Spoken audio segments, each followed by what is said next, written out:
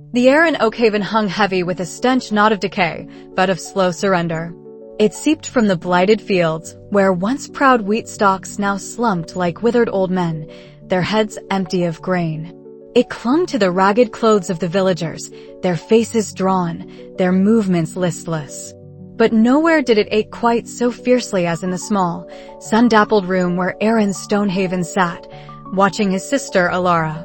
Her breath came in shallow, reedy gasps, a cruel counterpoint to the faint, erratic flicker of the lamp on the bedside table. A silvery sheen, almost beautiful in its unnaturalness, crept up her small arm, spiderwebbing under her skin, the chilling signature of the creeping magical blight. Her once bright, curious eyes were clouded with fever, her usually lively chatter replaced by a soft moan. "Just a little more, Alara," Arin murmured, coaxing a spoonful of water to her lips. It was futile. The blight had taken root deep, draining the life from her as it drained the vibrancy from Oakhaven. Arin felt the familiar knot of inadequacy tightening in his chest. He was Arin, the clumsy one, the one who always tripped over his own feet, whose hands fumbled with tools, whose ideas were dismissed as impractical dreaming. He saw it in the sympathetic, pitying glances of the villagers. Poor Arin, so unlike his father, so unable to fix things. They needed practical hands, strong backs, not a boy who preferred sketching the patterns of light filtering through the ancient trees to mending fences. And now Alara, his bright, laughing sister, was fading, and he could do nothing. Nothing except the old stories, whispered around dying hearths on cold nights, resurfaced. The Heartwood Bloom. A legend, a myth, a desperate hope. It was said to grow only in the deepest, most sacred heart of the Veridian Canopy, a flower pulsating with life, capable of mending even the gravest magical wounds. But the canopy was forbidden, a place of ancient magic and perilous creatures, a place where no villager dared tread. "I won't let you go," his mother had pleaded, her own voice hoarse with sorrow, just that morning. "It's suicide, Arin. The forest takes all who enter." "What choice do I have?" he'd whispered back, looking at Alara's still form. He had to try. For her. For Oakhaven. For the possibility of proving, just once, that he wasn't useless. The sun was a bruised purple stain on the horizon as Arin slipped out of the village. His pack was light, containing little more than a waterskin, a coil of rough rope, and a worn-out map he'd copied from an ancient, half-mythical text. He skirted the wilting fields, the ghost of their former bounty a painful memory. Then, abruptly, the world shifted. The edge of the Veridian Canopy was a stark, almost violent boundary. On one side, the desolate browns and muted greens of blighted Oakhaven. On the other, a wall of emerald, jade, and forest green, a towering, interwoven curtain of ancient trees that seemed to scrape the very belly of the sky. It hummed with a primal energy, a vibrant, terrifying promise of the unknown. For a moment, Arin hesitated, his throat suddenly dry. The villagers' warnings echoed in his mind, painted with tales of beasts with teeth like daggers and spirits that stole minds. But then Alara's pale face flashed before his eyes, and he took a shaky breath, stepping across the invisible threshold. The air inside was instantly cooler, thicker, infused with the scent of damp earth, rich loam, and something wild, untamed. Giant ferns unfurled like verdant banners, their fronds brushing his face. Colossal trees, their trunks wider than any house in Oakhaven, reached skyward, their canopies so dense that only dappled shafts of sunlight pierced through, creating shifting pools of liquid gold on the forest floor. Initially, Arin was overwhelmed by its beauty, its sheer, magnificent scale. But as he ventured deeper, a subtle disquiet began to prickle at him. The usual symphony of the forest, the chatter of unseen birds, the rustle of small creatures, the whisper of wind through leaves was muted, almost absent. A strange, unnatural silence pervaded. He noticed it first in the moss that draped itself over ancient stones. It wasn't the vibrant, verdant green he'd imagined, but a sickly, pale chartreuse interspersed with patches of gray. A stream, its banks usually teeming with life in the old stories, trickled sluggishly, its water an unnervingly clear, almost sterile blue, instead of the rich, brown rush he expected. Further in, he saw a cluster of bioluminescent fungi, usually a beacon of vibrant sapphire, now glowing with a dull, intermittent pulse, like a dying ember. Even the massive, ancient roots that snaked across the forest floor seemed to suffer, some exhibiting a brittle, almost crystalline sheen, as if infused with a creeping, magical frost. Arin, for all his perceived clumsiness, was observant. He'd spent countless hours sketching these trees, imagining the magic within. He knew this wasn't right. The canopy was sick. The blight wasn't just in Oakhaven. It was here too, a cancerous growth subtly eating away at the forest's heart. A cold dread seeped into his bones, deeper than his fear of beasts. If the canopy was dying, what hope was there for the Heartwood Bloom? Lost in his worrying thoughts, he failed to notice the faint glint of wire meticulously strung between two moss-covered roots. His foot snagged. With a yelp, Arin tumbled forward, sprawling headfirst into a pile of strangely iridescent leaves. A whirring, clicking sound followed, and before he could fully recover, a sturdy net, woven from thick, gleaming fibers he'd never seen before, dropped from the canopy above, ensnaring him completely. He thrashed, tangled like a fish, his desperate struggles only tightening the net. Well, a gruff, raspy voice drawled from above. Look what the cat dragged in. Or rather, what the trap snagged in. Arin squirmed, trying to crane his neck, and saw him. Perched on a thick branch directly overhead was a creature that defied imagination. It was a raccoon, but not like any Arin had ever seen. This one stood upright, clad in intricate leather straps and pouches, bristling with an assortment of gleaming, clockwork devices and an impossibly large, long-barreled rifle. Its eyes, sharp and intelligent, narrowed as it regarded him with undisguised contempt. Another fool from the outside, the raccoon sneered, dropping lightly to the forest floor. He walked around the trapped Arin, poking at the net with the barrel of his rifle. Didn't your village elders tell you the canopy is off limits? Or did you just ignore them, like you ignore basic common sense? Arin, breathless and humiliated, managed to stammer, I need to find the Heartwood Bloom. My sister, the blight. The raccoon snorted, a harsh, dismissive sound. Heartwood Bloom? You think this is some children's fairy tale? Get real, kid. There's no such thing. And even if there was, you wouldn't find it. You're clumsy, unarmed, and clearly out of your depth. He gestured with his rifle at the sickly moss. This forest is dying, same as your little village.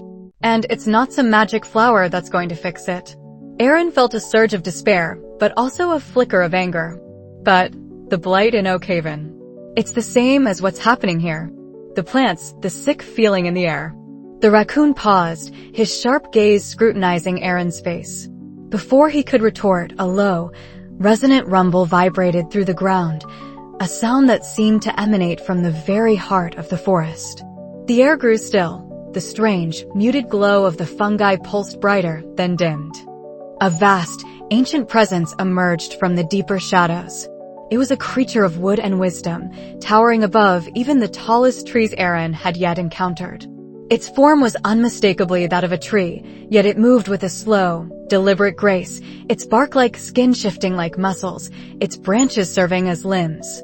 Its eyes, deep set within its gnarled face, glowed with an ancient, gentle light.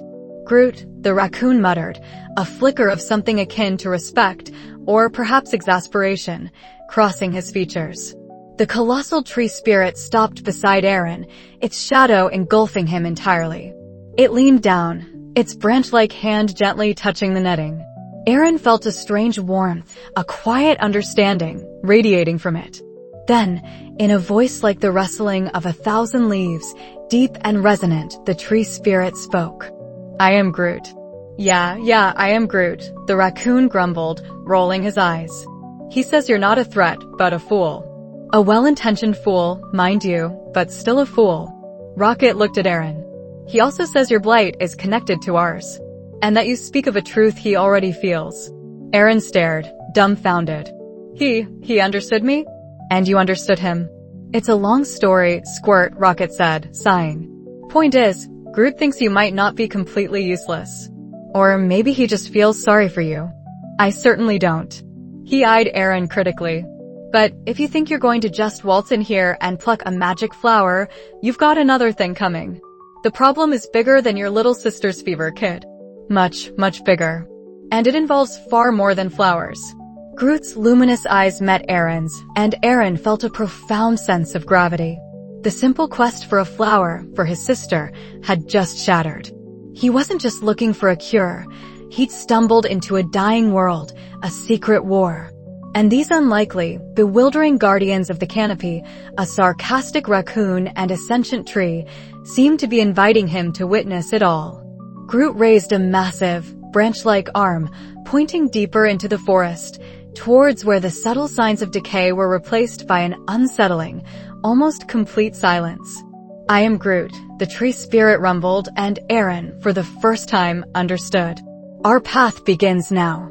The sun, a pale, anemic disk, struggled to pierce the canopy's dense ceiling. Arin woke with a groan, his muscles protesting the rough ground beneath his borrowed cloak. The air was thick with the scent of damp earth and something else, something metallic and acrid, like burnt sugar. He blinked, trying to clear the lingering fog of sleep and the unsettling memories of the previous night. Rocket, the grumpy raccoon, was already awake, perched on a fallen log, meticulously polishing a multi-barreled contraption that looked equal parts crossbow and clockwork engine. Gears whirred softly under his nimble paws. Groot, vast and silent, stood nearby, his leafy crown almost brushing the low-hanging branches, his ancient bark shimmering with dew. He looked like a sentinel, rooted and eternal. Morning, sleepyhead, Rocket chirped, not looking up. His voice was a rasping squeak that grated on Arin's nerves. Decided to rejoin the living? Or were you hoping the Heartwood Bloom would deliver itself to your bedside? Arin pushed himself up, wincing. I'm awake. And thank you for last night. He gestured vaguely at the makeshift shelter. Rocket snorted. Don't thank me. Groot pulled your scrawny hide out of the briars. I just kept watch for anything with more teeth than brains. He finally glanced at Arin, his beady eyes scrutinizing. You look like you're about to keel over. You sure you're up for this? The question pricked Arin's fragile pride. I have to be, he mumbled, thinking of Alara's weakening cough, her feverish skin. My sister. Groot shifted slightly, a soft creak echoing through the clearing. I am Groot, he rumbled, the sound deep and resonant, like stones tumbling in a riverbed. Rocket rolled his eyes. Yeah, we get it. Heart of gold, big softy. He clicked a final component into place on his weapon. Alright, Spark Seeker. Let's see if you can keep up. We're not exactly taking the scenic route. Arin still felt a knot of apprehension. He didn't trust Rocket's sharp tongue or his even sharper gadgets. He'd never encountered creatures quite like them. But Groot's immense, calming presence was a balm, a silent promise of ancient strength. He took a deep breath. Lead the way. Their journey deeper into the canopy was a jarring education. Rocket, despite his size, moved with a surprising agility, scampering up twisted vines and leaping across crumbling logs as if they were paved paths. Arin, lumbering behind, struggled to match his pace, his worn boots often catching on unseen roots. Every few hundred paces, he'd find himself face to face with one of Rocket's deterrents. The first was a shimmering, almost invisible tripwire that, when snagged by Arin's boot, triggered a shower of stinging sea pods from an overhead branch. He yelped, batting them away. Rocket, waiting patiently ahead, just shook his head. Amateur. Didn't even see the shimmer. Good thing it wasn't a sonic disruptor. Later, Arin reached for a seemingly sturdy branch to swing across a small ravine, only for it to retract instantly, leaving him scrambling on the edge. He barely caught himself, his heart hammering. What was that? He gasped, glaring at Rocket, who was already on the other side, looking bored. Pressure-sensitive release, Rocket replied without a hint of apology. Keeps out the big, dumb, heavy things. You fit the bill. Arin wanted to snap back, to demand why he was being subjected to this ordeal, but Groot intervened. His massive arm gently guided Arin's gaze to a cluster of glowing, bioluminescent fungi growing along the ravine wall. "I am Groot," he murmured, his tone soft but firm. Arin looked closer. The fungi weren't just decorative. They were subtly pulsing, outlining a series of small, natural handholds that were otherwise camouflaged. Arin realized Groot was showing him a safer, more natural path, one that circumvented Rocket's contraption entirely. Carefully, Arin followed the glowing trail, testing each handhold. It was slow going, but he made it across, a small surge of accomplishment warming his chest. Rocket merely grunted. "Took you long enough. At least you're not entirely useless." It was as close to a compliment as Arin expected from the cantankerous creature. As they pressed on, the subtle decay Arin had noticed yesterday grew more pronounced. Patches of the forest floor were strangely barren, the rich earth dry and cracked. Leaves on some trees were turning brown and brittle, even though it wasn't autumn. The vibrant energy that Arin had associated with the canopy seemed to be draining away, leaving behind an eerie silence where birdsong should have been. "It's worse than I thought," Arin murmured, his voice heavy.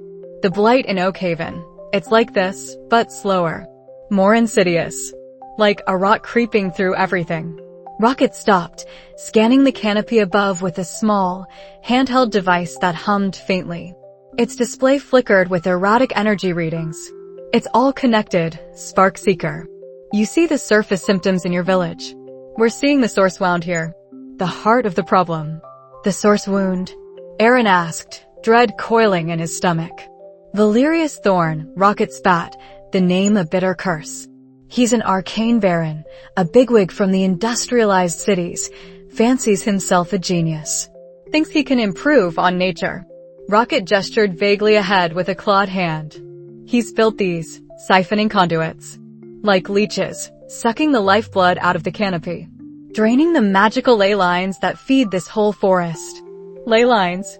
Arin repeated, the term alien to his village upbringing. "Invisible currents of natural magic," Rocket explained impatiently, holstering his device. "Think of them like the veins and arteries of the world. They carry vital energy. Thorne's devices are redirecting it, siphoning it away to power his factories, his arcane contraptions back in Eldoria. Says he's modernizing Eldoria. What he's really doing is killing it, slowly but surely." Groot inclined his head, a sorrowful rustle passing through his leaves.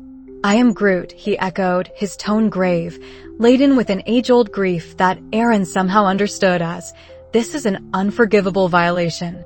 A profound imbalance." Arin stared, aghast. "But wouldn't that destroy the canopy? Why would he risk that?" "He doesn't care," Rocket scoffed, his whiskers twitching in disgust. "He thinks magic is an infinite resource, something to be exploited, not cherished. He sees the canopy as a fuel tank, not a living entity." He tapped his temple. "His genius blinds him to the long-term consequences. He thinks he can always find another source or synthesize it once this one runs dry. He's a fool with too much power." A cold dread seeped into Arin's bones. This wasn't just about finding a magical flower anymore. This was about a deliberate, calculated act of destruction on a massive scale. And his sister, his village, were merely collateral damage, symptoms of a larger, more heinous wound. They continued their trek, Arin now seeing the dying canopy through new eyes. Every withered leaf, every parched patch of soil, was a silent testament to Thorne's greed. He also started to notice the canopy's inherent resilience, guided by Groot. When Rocket's path became too treacherous or his traps too confounding, Groot would subtly lean or extend a gnarled root, revealing a hidden step or a safer passage. Arin learned to look for the subtle cues, a particularly vibrant moss, a pattern in the way the light filtered through the leaves, the direction of a gentle breeze. "He's teaching you," Rocket observed one afternoon, watching Arin successfully navigate a tricky slope that Arin would have certainly tumbled down yesterday. "Groot, I mean.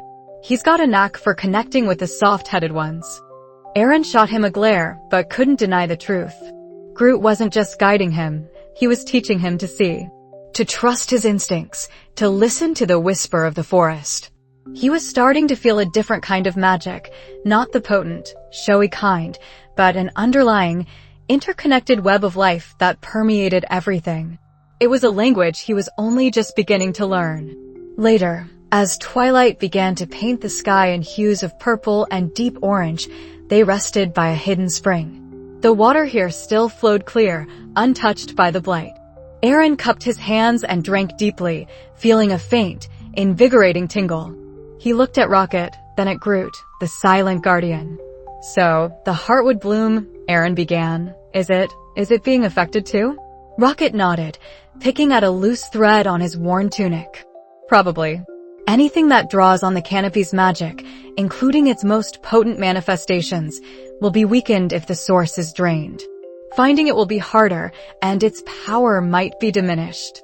"I am Groot," Groot said, his voice soft but firm, and for the first time, Arin felt he understood the full weight of it without Rocket's translation. "But it is still there. Hope remains. We must act." A new resolve settled in Arin's heart.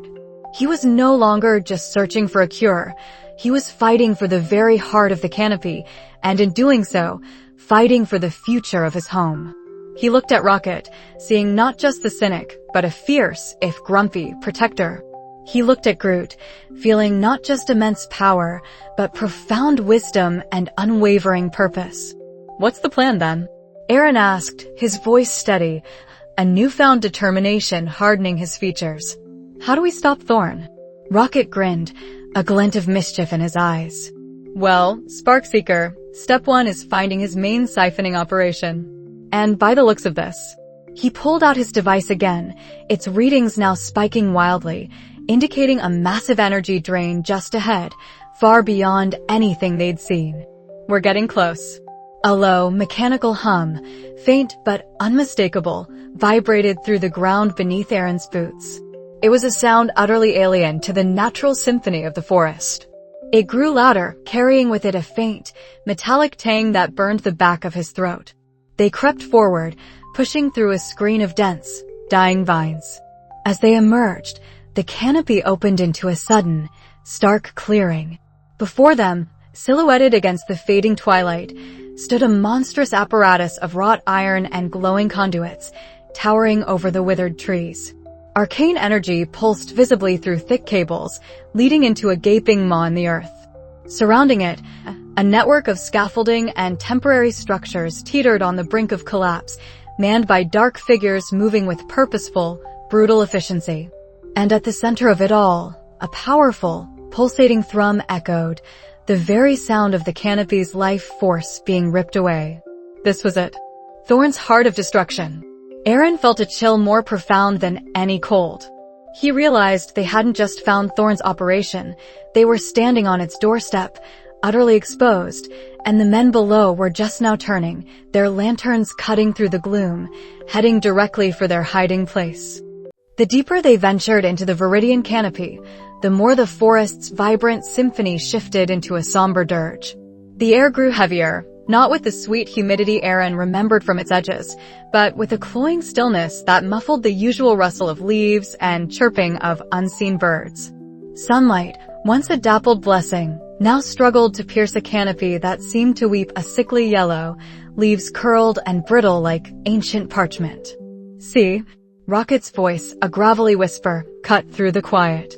He gestured with a clawed hand, a small, multi-lens scope extended from his wrist device, sweeping across the gloom. "It gets worse. This ain't just some natural blight, kid. This is calculated." Arin shivered, pulling his worn cloak tighter. The ethereal glow of some fungi had dimmed, replaced by a dull, pulsing luminescence that seemed more like a feverish symptom than life. He spotted a patch of moss that looked like scorched earth, and a once crystalline stream now ran sluggish and murky. "It feels wrong," he murmured, the word insufficient to describe the profound sorrow settling over him. Groot, walking with a measured, deliberate pace, reached out a gnarled hand and gently touched the trunk of a dying fern tree. Its few remaining fronds crumbled to dust at his touch. "I am Groot," he rumbled, his voice low and heavy with a grief that Arin was beginning to understand. It wasn't just a simple statement. It was an elegy, a lament for the fading life force of his home. "He means the ley lines here are bleeding out," Rocket translated, tapping his scope. "My readings are off the charts." Like someone stuck a giant, arcane siphon straight into the heart of the canopy. They navigated through tangles of withered vines and over roots that writhed like petrified serpents, the silence broken only by the crunch of their footsteps and the occasional, unsettling creak of a straining tree. Arin found himself acutely aware of every rustle, every shadow, his senses heightened by the oppressive atmosphere. His hand strayed to the hilt of the small, dull hunting knife his father had given him, a futile gesture, he knew, against whatever was truly afflicting this place. Suddenly, Rocket halted, throwing out an arm to stop Arin. "Hold up. Got movement." His scope hummed, its lenses whirring. From the twilight gloom between two colossal, sickly-looking trees, a low growl reverberated. Arin's heart hammered against his ribs. He squinted, trying to discern the source, but the forest played tricks on his eyes. Then, two pinpricks of crimson light appeared, followed by the hulking outline of a creature. It moved with a loping, unnatural gait, its fur matted and sparse in places, revealing patches of raw, inflamed skin. Its eyes glowed with an eerie, malevolent hunger, and a guttural snarl ripped from its throat. By the whispering woods, Arin breathed, recognizing the beast. A mosshound. But they're usually shy. Docile. Usually, Rocket agreed grimly, pulling a gleaming, multi-barreled contraption from a holster on his back. This one's been agitated. Corrupted. The blight affects more than just plants, kid. Drives them mad. The mosshound, once a gentle guardian of the forest floor, now resembled a nightmare.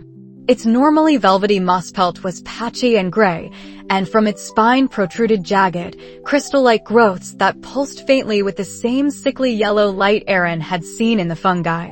It lunged, faster than Arin expected, a blur of diseased fur and gnashing teeth. Rocket fired, a series of sharp, whistling blasts that struck the creature's flank. The mosshound yelped, a sound of pain mixed with rage, but it merely stumbled, not falling. The crystal growths on its back flared brighter. "These aren't normal blasts," Rocket hissed, adjusting a dial on his weapon. "It's absorbing the kinetic energy." "Great, just what we needed. A magic-blighted, energy-siphoning beast." "I am Groot." Groot boomed, his voice resonating with a sudden urgency. He stomped a foot, and from the ground, thick, thorny vines erupted, snaking towards the enraged mosshound. The creature snarled, snapping at the vines, tearing through them with surprising ferocity. It was clearly disoriented but fiercely aggressive. Arin, momentarily paralyzed by fear, saw a flash of movement. The beast was circling, trying to get behind Groot. He remembered Rocket's earlier lesson about observation, about finding weaknesses. The mosshound's eyes, those glowing red orbs, seemed to be its most prominent feature, radiating a fierce, unnatural energy. He also noticed that when Rocket's blasts struck its crystalline growths, they pulsed, but when they struck other parts of its body, the impact seemed less effective, as if the energy was being redirected. An idea, reckless and desperate, sparked in Arin's mind. He looked at the blighted patches on the creature's fur, at the way its movements were a little less fluid than a healthy mosshound's. "It's sick," he realized. "Its energy is being warped, but it's still vulnerable." "Rocket!" Arin yelled, surprising himself with the volume and clarity of his voice. "Aim for the eyes. Or the blighted spots." The crystals seemed to be its shield. Rocket, mid-reload, paused. He glanced at Arin, a flicker of surprise in his sharp eyes, then back at the mosshound. "Worth a shot, kid." He quickly reconfigured his weapon, the barrel glowing with a different type of arcane charge. As Groot engaged the creature, holding it at bay with a flurry of woody tendrils, Rocket took aim. The mosshound roared, throwing its head back, giving Rocket a clear shot. He fired.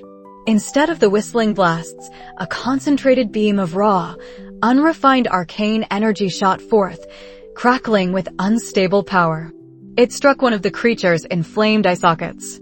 The mosshound shrieked, a high-pitched, agonizing sound that echoed through the silent forest. The red glow in its eyes flickered, and the crystal growths on its back pulsed erratically before dimming. It stumbled back, pawing at its face. "I am Groot," Groot bellowed, seizing the moment.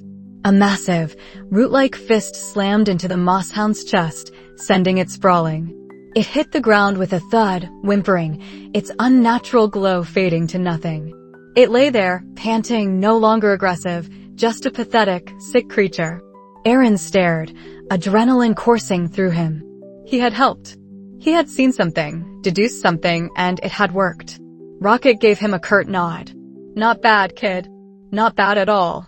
The praise, rare and genuine, sent a warmth through Arin. Groot knelt beside the whimpering mosshound, a look of profound sadness on his bark-like face. He placed a hand on its flank, and a soft, green light pulsed from his touch, a faint attempt to soothe the creature's pain. "I am Groot," he whispered, his voice full of sorrow. The creature whined, nuzzling into Groot's hand for a moment before closing its eyes, its struggle finally over. It was too far gone, Rocket said, a rare touch of melancholy in his voice. The blight had eaten too deep. Poor bastard. The encounter galvanized Arin. The fear was still there, a knot in his stomach, but now it was tempered by a steely resolve. He wouldn't just be a bystander anymore. He had to be more. They continued their journey, the air growing colder, the sense of desolation more profound. The trees were no longer merely sick. Many stood as stark, skeletal husks, their branches devoid of life, reaching towards a bruised, sunless sky. The ground beneath them became barren, cracked earth, with only the most resilient, blighted weeds clinging to life. "We're getting close," Rocket muttered, checking his readings again. The device was buzzing angrily. Massive arcane energy fluctuations. Chaotic, destructive. This is where he's doing it. They emerged from a final cluster of deadwood, and Arin's breath hitched. Before them lay a scene that turned his stomach, a sacrilege against the very soul of the canopy. A vast, circular clearing stretched out, devoid of all life. At its center stood a colossal structure, a nightmarish amalgamation of polished steel, dark obsidian, and glowing arcane crystals. It was a giant, mechanical spider, its multiple legs sunk deep into the earth, pulsating with an unnatural, sickly green light. From its central body, a network of intricate tubes and cables, thick as an oak trunk, burrowed into the ground, vibrating with a low, continuous hum. These tubes pulsed with a visible flow of energy, a river of vibrant, golden light that Arin instinctively knew was the very lifeblood of the canopy. As the golden energy coursed through the tubes, it passed into the central machine, where it was processed, purified, and then siphoned off into smaller, secondary conduits that vanished into the distance, presumably towards Thorne's burgeoning industrial complexes.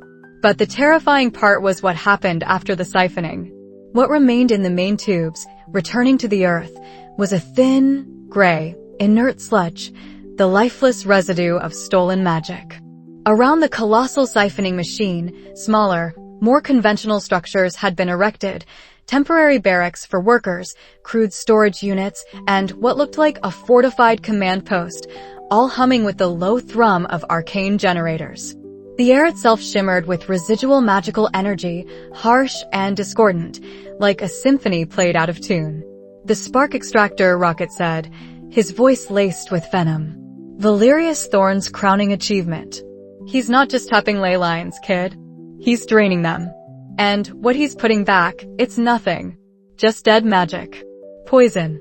Groot stood motionless, his head bowed, an almost imperceptible tremor running through his massive frame. The golden energy, pulsing like a heart, was the very essence of his being, of all life in the canopy, being ripped away.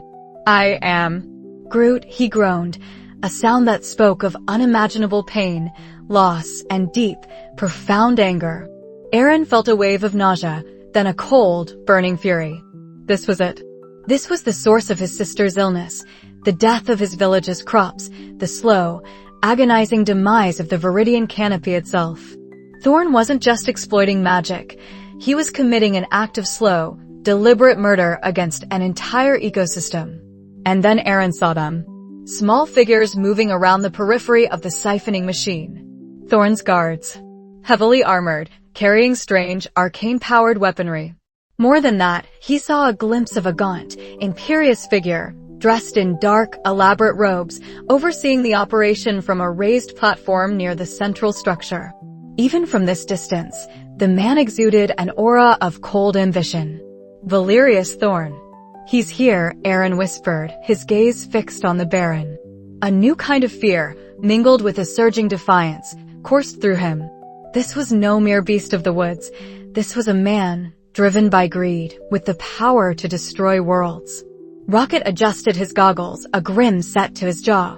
"Looks like we found our rat. Now, how do we get rid of it?" As he spoke, one of the smaller conduits, thicker than the rest, pulsed brighter than the others, and a tremor ran through the ground. The very air around the giant machine seemed to thicken, coalescing into a shimmering distortion. Arin could hear the distant clank of heavy machinery, the shouts of the guards, and the insistent, mechanical hum that grated on his nerves. A figure emerged from the command post, moving with a confident, almost arrogant stride towards the central machine. It was Valerius Thorne himself, his dark robes swirling, a strange, crystalline staff clutched in his hand. He gestured towards the main siphoning column, and as he did, the golden energy flow intensified, draining even faster from the already desiccated earth. Arin watched in horror as a section of the forest canopy, kilometers away, visibly withered and died, its leaves cascading down in a rain of brown dust. Thorne smiled, a cruel, satisfied smirk, completely oblivious to the destruction he wrought. "He's boosting the output," Rocket hissed, his eyes narrowed. "The madman. He's going to tear this whole place apart." Groot let out a guttural roar, a sound of pure, unadulterated anguish and fury that shook the very ground. He started forward, intent on confronting the Baron, but Rocket quickly grabbed his arm. "Whoa, big guy. Not yet. We go in blind, we're toast. We need a plan," Rocket cautioned. Arin, however, couldn't tear his eyes away from Thorne, from the scale of the destruction. His sister's face flashed in his mind, pale and sickly. He had promised to save her. He had to stop this. "We can't wait," Arin said, his voice surprisingly firm. "Every second he does this, more of the canopy dies. More people get sick." He looked at Rocket, then at the still trembling Groot. "We have to disable it. Now." Rocket stared at him, a glint of grudging respect in his eyes. "All right, kid.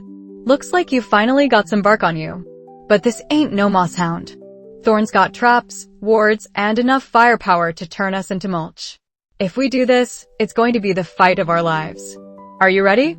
Arin looked at the monstrosity before them, then at the suffering of the forest, and finally at the stoic, grieving Groot. He thought of Oakhaven, of his sister, and the courage that had been simmering within him finally ignited into a steady flame. "Yes," he said, the word ringing with newfound conviction. "I'm ready." But as he spoke, the ground beneath their feet trembled violently. From within the colossal structure, a high-pitched, whining alarm began to blare, echoing across the desolate clearing. Thorne's head snapped up, his gaze sweeping across the blighted landscape, as if sensing intruders. Several guards immediately turned towards their hidden position, their arcane weapons glowing ominously. They had been spotted. The confrontation was upon them, whether they were ready or not.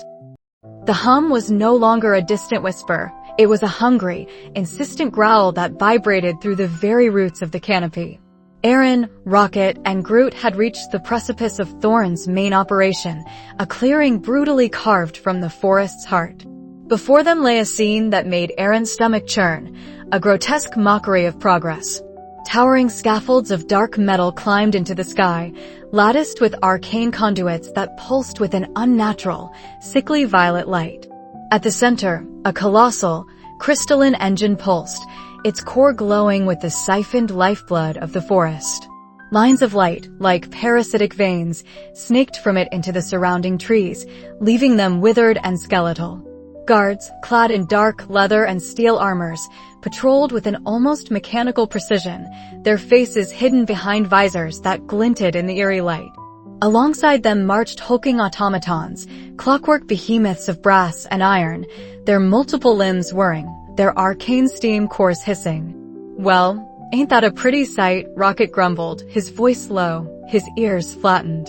He was perched on Groot's shoulder, scanning the complex through a small, multi-lensed spyglass he'd pulled from his satchel. "Thorne's gone full industrial-grade villain, I see. Bigger than I thought." Arin felt a chill that had nothing to do with the cool night air. The sheer scale of the destruction, the cold efficiency of Thorne's ambition, was overwhelming.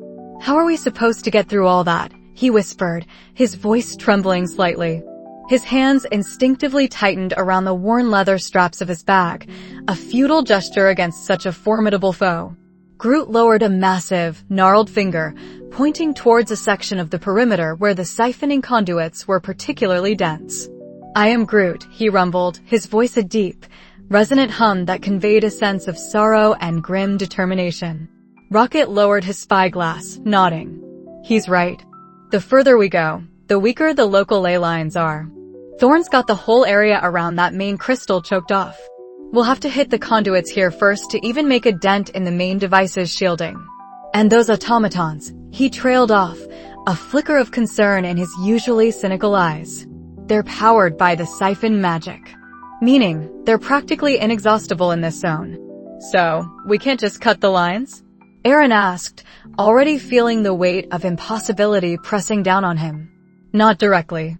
They're laced with counter-magic. Try to sever one, and it'll zap you into next week.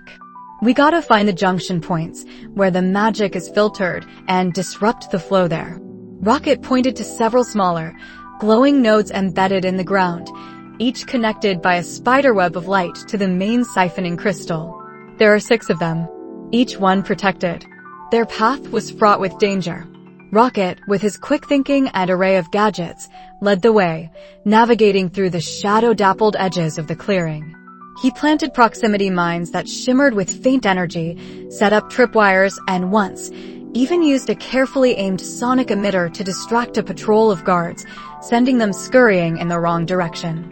Groot moved like a silent mountain, his ancient wisdom guiding them through paths Arin would never have seen, his massive form providing cover when needed. But the sheer number of Thorne's forces was daunting.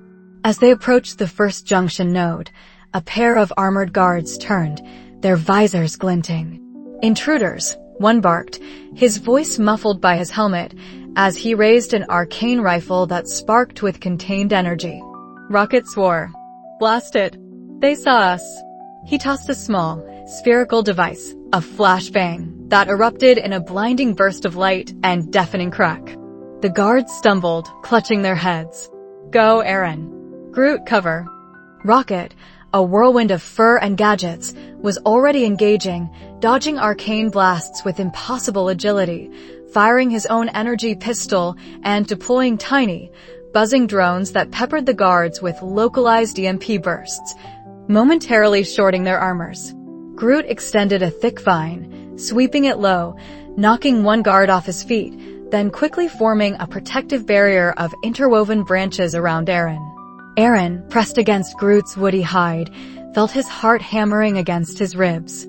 The old fear, the clumsy boy from Oakhaven, threatened to resurface.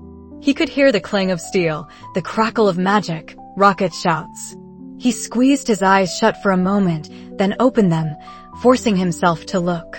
Through a gap in Groot's shield, Arin saw Rocket pinned behind a fallen log, dodging incoming fire. One of the automatons, a hulking brute with spinning blades for hands, was advancing on him, shrugging off the drone's EMP bursts. Rocket's pistol was sparking jammed. He was in trouble. Then, Arin remembered Groot's subtle lesson from days past, the way the tree spirit had shown him the unseen currents of magic flowing through the canopy. He focused, not on the automaton's physical form, but on its internal energy, the sickly violet light that pulsed within its steam core. It was the same magic that was poisoning the forest, but also the very thing giving this construct its terrifying strength. The automaton was drawing from a nearby siphoning conduit, its power momentarily amplified. Arin saw the connection, a faint, almost invisible thread of energy linking the machine to the ground node. It was an inefficient transfer, a slight bleed off, a weakness. "Rocket, the automaton!" Arin shouted, his voice surprisingly steady. "It's pulling from the conduit. Its core is exposed if we disrupt the flow." Rocket, momentarily distracted, glanced over. "What are you jabbering about, kid?" "Its core is shielded." "Not entirely. There's a pulse, a resonance. If we hit the conduit when it's drawing, it might. Feedback." Arin wasn't sure how he knew, only that he felt it, a flicker of insight that resonated with his own deepening connection to the canopy. Rocket, ever the pragmatist, saw the conviction in Arin's eyes and perhaps a desperate gambit. "All right, Arin, what's the plan, smart guy? Tell me how to hit it without getting turned into pixie dust." Arin quickly scanned the ground. He remembered the strange, resilient moss Groot had encouraged him to study, the one that amplified certain magical frequencies. There was a patch growing stubbornly close to the very conduit the automaton was drawing from, a vibrant green against the blighted earth. "The moss, Rocket. The one Groot showed me. If we focus arcane energy through it at the right pulse, it could overload the conduit's regulator during the energy draw." Rocket's ears twitched. "Overload the regulator? A magical feedback loop? That's insane. But maybe just insane enough. Got anything that can focus a burst of raw, unregulated energy?" Arin fumbled into his bag, pulling out the small, discarded arcane lantern he'd found days ago, the one Rocket had dismissed as too clunky. Its crystal was cracked, its power source weak, but it still held a faint spark. He'd kept it, drawn by a strange, inexplicable feeling. Now, holding it, he felt the faint thrum of its remaining energy, crude but potent. "This!" Arin yelled, thrusting the lantern towards Rocket. "It's raw, unstable, but it still works. Just needs a push." Rocket grabbed the lantern, his eyes widening as he saw Arin's intent. "You want me to discharge this into that moss while the automaton is drawing? You're either a genius or a complete idiot, Stonehaven." But there was a glint of grudging respect in his eyes. The automaton stomped closer, its blades whirring menacingly. Rocket had mere seconds. "Groot, distract that tin can. Arin, point me to the sweet spot." Groot understood. With a mighty roar, he slammed a vine into the automaton's side, briefly staggering it and drawing its attention away from Rocket. "There." Arin pointed, his arm steady despite the tremor in his body, directing Rocket's aim to a specific spot on the vibrant green moss directly over the conduit. Just as it draws power, a surge. Rocket positioned the lantern. He aimed its cracked crystal directly at the moss. He waited, his focus absolute. As the automaton, having recovered, turned back towards him, drawing another surge of power from the conduit for a charged attack, Rocket triggered the lantern. The ancient device, pushed beyond its limits, flared with a violent, unstable violet light. The energy surged through the moss, which instantly began to glow with an unnerving intensity. A screech of tortured metal echoed through the clearing as the conduit's regulator shrieked, unable to handle the sudden, raw influx. The arcane energy, instead of flowing into the automaton, violently discharged back into its core, creating a cascading feedback loop. The automaton's whirring arm seized, its metal body spasmed, and a brilliant, catastrophic explosion of violet light erupted from its chest, sending shrapnel flying. The machine crumpled to the ground, a smoking, inert husk. Silence, profound and absolute, followed the explosion, broken only by the distant calls of unseen canopy creatures. The remaining guards, initially stunned, started to shout, rushing towards their position. Rocket stared at the smoldering remains of the automaton, then at Arin, a slow grin spreading across his face. "Well, I'll be a badger's backside. You actually did it, kid. Didn't think you had it in you. That was elegantly messy." Arin felt a surge of exhilaration, a fierce joy he'd never known. He'd helped. He'd seen something, trusted his instinct, and it had worked. The fear was still there, a knot in his stomach, but it was now overshadowed by a nascent spark of courage. "I am Groot," Groot rumbled, nudging Arin gently with a branch, a sense of pride emanating from the ancient spirit. "Don't get cocky, Stonehaven." That was one down, 5 more nodes, a dozen guards, and probably more of those glorified tin cans. And then there's the main crystal, Rocket said, his gruffness returning, but a new lightness in his step. But that was a good start. Let's move. They pressed on, emboldened by their initial success. Arin, no longer just a terrified tag-along, became an active participant. He began to anticipate the flow of magic, identifying weaknesses in Thorne's defenses that Rocket, focused on the immediate tactical situation, might miss. He noticed a shimmering ward on a guard's arcane shield that vibrated with a specific, unstable frequency, allowing Rocket to bypass it with a precisely timed sonic blast. He pointed out a cluster of rare, bioluminescent fungi near another conduit that, if overstimulated by a small electrical charge from one of Rocket's gadgets, could create a blinding, disorienting flash. Each successful maneuver chipped away at Arin's self-doubt, building his confidence. He moved with more purpose, his senses attuned to the subtle shifts in the canopy's energy, seeing the interconnectedness in a way he couldn't have before.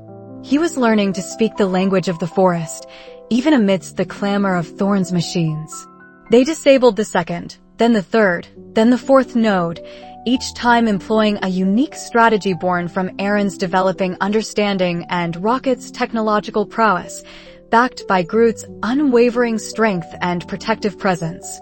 The violet light around the siphoning crystal dimmed with each success, and the automatons seemed to move with slightly less power, a subtle but encouraging sign. As they approached the fifth node, they found it heavily guarded by a new threat, an elite squad of Thorne's enforcers, their armor thicker, their arcane rifles humming with a more potent charge. And standing before the node, a figure emerged from the shadows. Tall, imposing, and radiating an aura of cold, calculating power. Arcane Baron Valerius Thorne himself. He wasn't in his usual formal attire, but a reinforced battle robe that crackled with arcane energy, a wicked-looking staff clutched in his hand. His eyes, cold and piercing, fixed directly on Arin. So, the little mouse has brought company, Thorne's voice boomed, amplified by an unseen arcane device. And it seems you've made a nuisance of yourselves. Foolish creatures, meddling with forces you cannot comprehend. This canopy will fuel an empire, not some primitive, superstitious village. He raised his staff, its crystal tip glowing ominously. This is as far as you go. Arin felt a renewed wave of fear, but this time, it was mixed with a surge of defiance. Thorne stood there, the embodiment of the blight that ravaged his home, that sickened his sister. He was not just a powerful arcanist, he was the enemy. Rocket nudged Arin. Looks like playtime's over, kid. The big boss himself. Got any more brilliant ideas up your sleeve for this one? Arin looked at Thorne, then at the fifth node, then back at his allies. The true battle was about to begin. He knew, with a chilling certainty, that this confrontation would decide the fate of Oakhaven, his sister, and the entire Veridian Canopy. The colossal siphoning device pulsed with a malevolent, emerald glow, drawing the very lifeblood from the Veridian Canopy. Arin, Rocket, and Groot stood at the precipice of its central chamber, a vast cavern carved into the earth, pulsating with the hum of arcane machinery. Around them, the remnants of Thorne's forces lay scattered, overcome by Arin's newfound tactical thinking and Rocket's explosive ingenuity, coupled with Groot's devastating yet gentle manipulation of the forest itself. Baron Thorne, however, remained. He stood before a massive conduit, his face a mask of fanaticism, adjusting intricate runes etched onto the throbbing crystal at its core. You fool boy, do you have any idea what you're trying to stop? I am bringing order. Progress. This wilderness, it's inefficient. His voice echoed, laced with a desperate conviction. You're killing it. Arin retorted, his voice steady, devoid of the tremor that had plagued him for so long. He wasn't just repeating Rocket's words. He felt the truth in them, a deep resonance with the dying forest around him. He felt the cold touch of the blight, the ache of the canopy.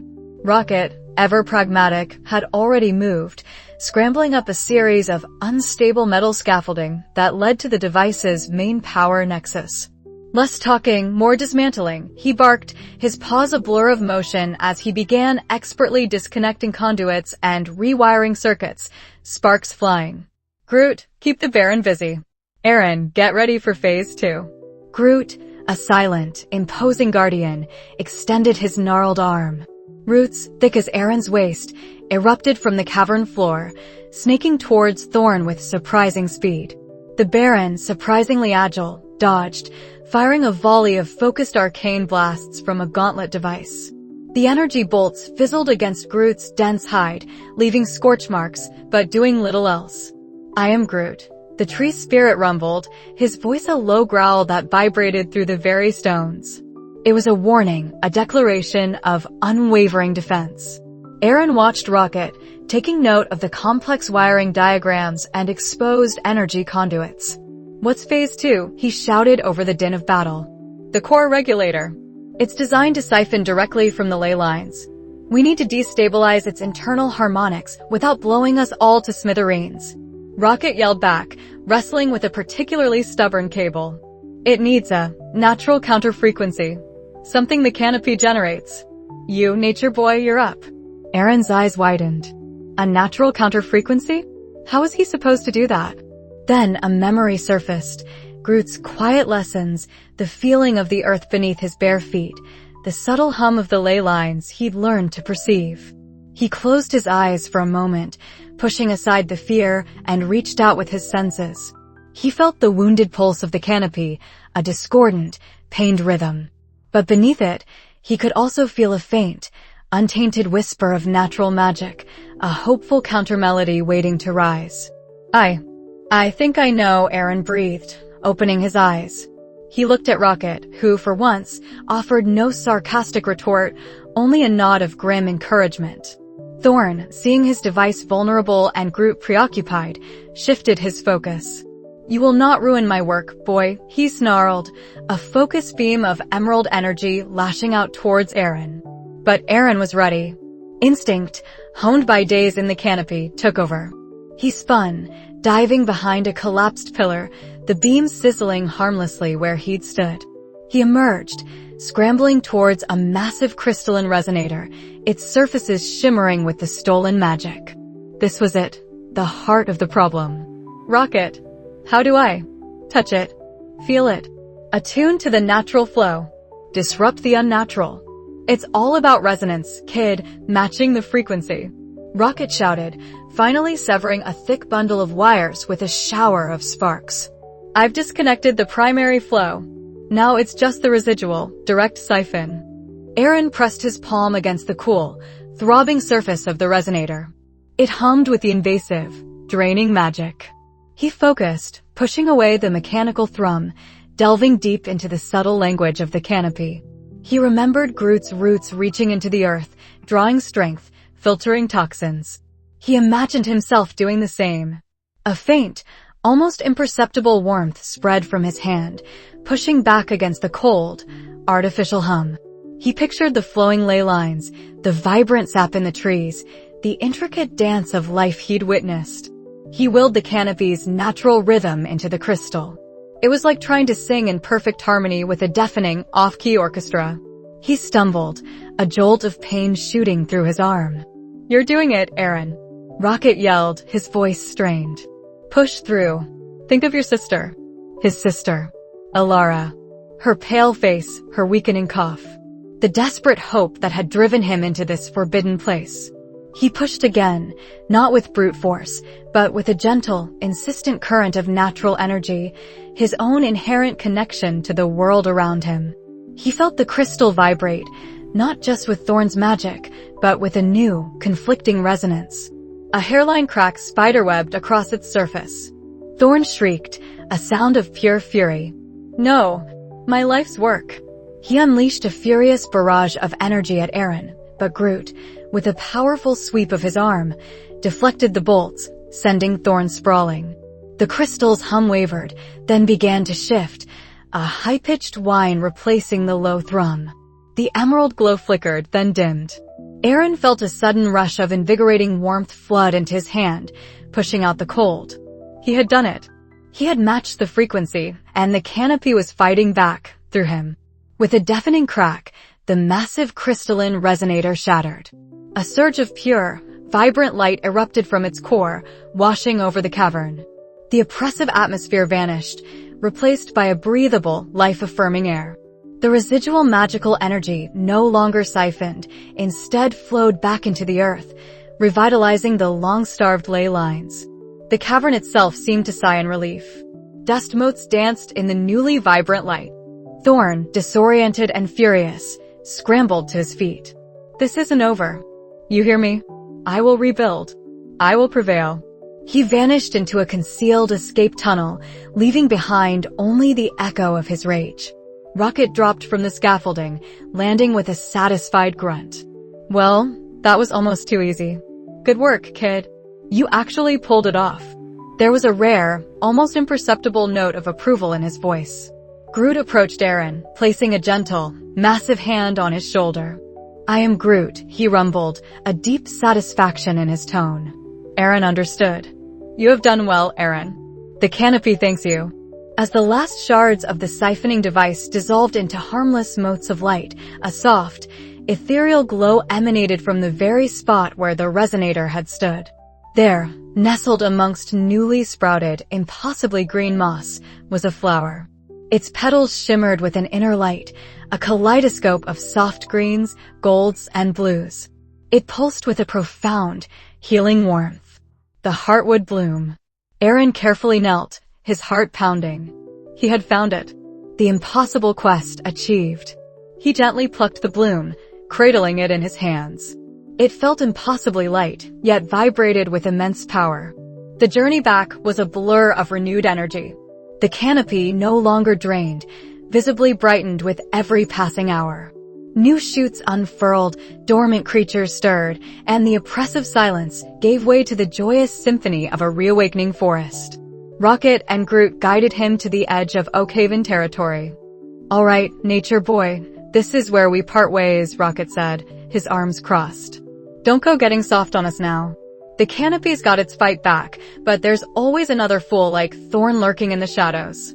He paused, a flicker of something close to sentiment in his eyes. You did good, kid. For a clumsy human, you weren't half bad. Groot lowered his head, a silent farewell. I am Groot, he whispered. May your path be true, Arin. Remember us. Arin clutched the bloom, tears pricking his eyes. Thank you, he managed, his voice thick with emotion. Thank you both. He knew he would never forget them, or the lessons they'd imparted. He had faced his fears, confronted a monster, and found his purpose. He walked into Oakhaven at dawn, the Heartwood Bloom held carefully in his grasp, its gentle light illuminating the path.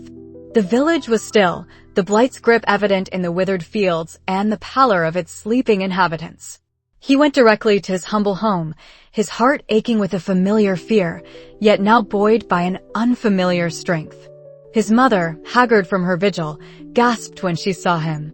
Arin, you're back. He knelt beside Alara's bed. His sister was paler than ever, her breath shallow, her feverish cough a rattling whisper. He placed the Heartwood Bloom on her chest. Instantly, the flower pulsed with a brilliant, golden light. It spread over Alara, seeping into her skin, chasing away the gray pallor. Her brow unfurled, the tension leaving her small body. Her breathing deepened, growing steadier, the cough subsiding into a gentle sigh. Her eyes fluttered open, wide and clear, free of the fever's glaze. She smiled, a faint, weak smile that brought tears to Arin's mother's eyes. Arin, Alara whispered, her voice surprisingly strong. He embraced her, holding her tightly, a wave of profound relief washing over him.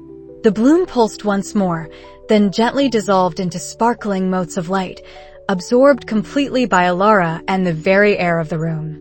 Word of Arin's return and Alara's miraculous recovery spread like wildfire.